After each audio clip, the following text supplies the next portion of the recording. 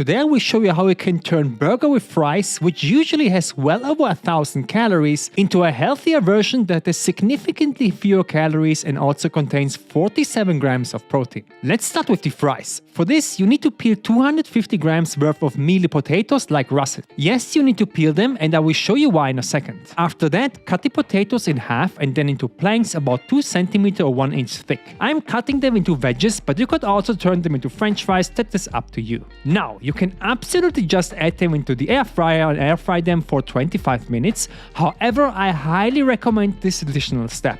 Add them into a pot with 2000 grams or 2 liters of water and place it on a stove on high heat. Then add a strong pinch of salt, which will already make a huge difference in taste, and then add a special ingredient, baking soda. You only need about 1/4 teaspoon into the pot. That is completely enough.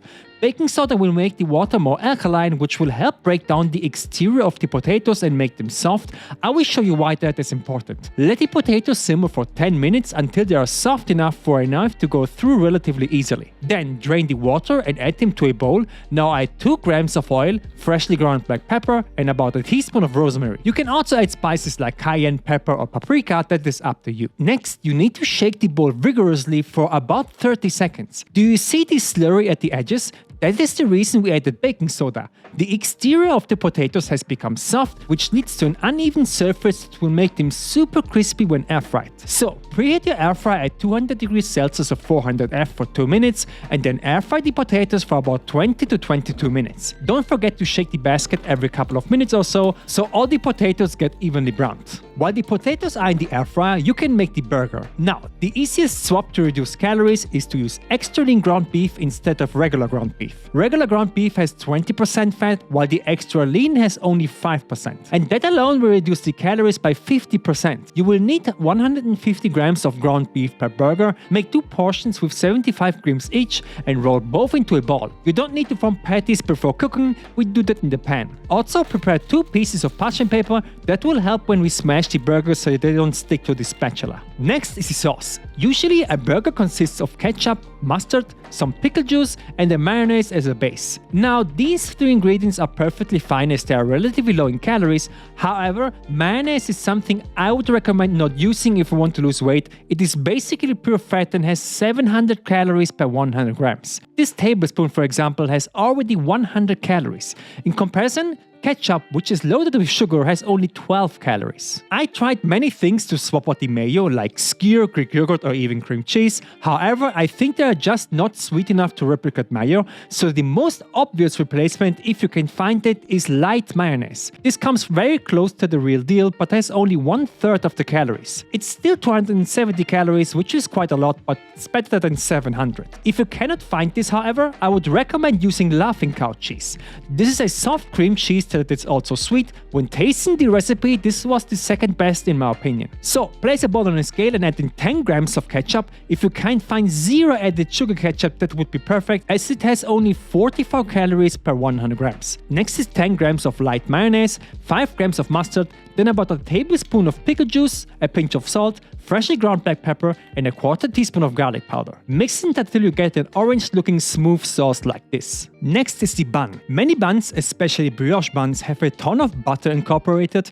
Butter will help make them soft and delicious, but will also add a ton of calories. Instead, you can use a burger bun without the butter, which still tastes good and has a lot fewer calories. This one, for example, has only 140 calories instead of over 200 that the brioche bun has. For cheese, there is just one choice here, and it's American cheese made out of cheddar. This one has 60 calories per slice. I don't have access to fat-free cheddar here, so I don't know much about them. However, 60 calories isn't that bad for cheese, so that is fine for me. The last thing to prepare are the toppings, and I personally just add grilled onions to my burger, so I will dice half of a yellow onion. This weighs about 30 grams. You can obviously add whatever you want. However, I would recommend trying this burger once. I think you're gonna like it. I made a cookbook with over 180 recipes that I have specifically developed with calories and macros in mind, so you can eat delicious meals with a lot fewer calories than usual. This is a no-brainer for everyone who wants to lose weight and wants to keep it off without even thinking about being on a diet. From breakfast to lunch to dessert, everything you need is in this book.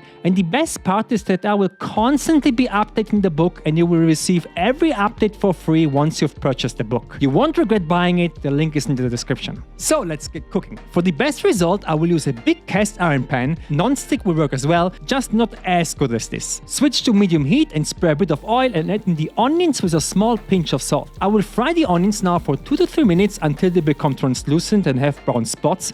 This adds a ton of flavor, especially on burgers. Next, I will again add a bit of oil and then add the bun. I will toast both sides of the bun for about 20 to 30 seconds, just so they both get some color. Then you can already add half of the sauce in the bottom bun to be prepared for everything else. Then add again a bit of oil and now add in the beef ball with the parchment paper on top. Take out a spatula and anything that is heavy, I'm using my bottle of ketchup, and press down the beef to form a burger patty. This will develop a nice crust on the burger, and as you can see, no sticking because of the parchment paper. Do the same with the other patty before adding a bit of salt on top of the burger and let them cook for just 1 minute. Then you need to scrape everything under the burger patties. I didn't do a good job at this one, there was still a lot of crust at the bottom, so try to really scrape up everything and then flip the burgers. Then add the cheese on top and let them cook for another minute. Add a little splash of water into the pan and close the lid. The trapped steam will instantly melt the cheese. After 2 minutes in total, add both patties on top of the burger, followed up by the grilled onions and the other half of the sauce as a finisher. This looks incredible. So at this stage, the fries should be ready as well, and listen to how crispy they have become. This is almost deep fried territory in terms of crispiness. So there you have a great cheeseburger and fries that comes in with 676 calories, 78 grams of carbs, 23 grams of fat and 47 grams of protein. If you like low-calorie burgers, you would probably like to see how to make a lower-calorie pizza as well, so click on this video and see you there.